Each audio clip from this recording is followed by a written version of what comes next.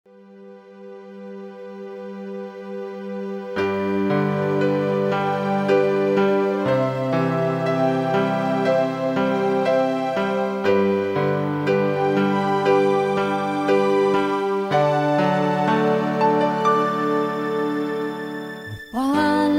ang bansa na marunong magpakumbaba, manalangin at ang Diyos ay kanyang hanapin. Talikdan ang gawang masama upang patawarin ang bansa at ibabalik sa lupa ang biyaya at pagpapala.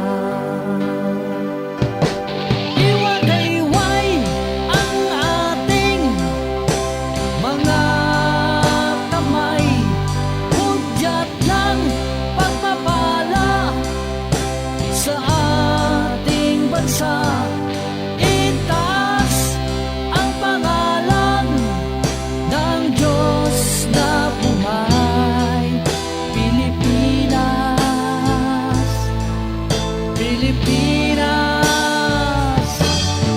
Pilipinas, Pilipinas ay para kay Kristo.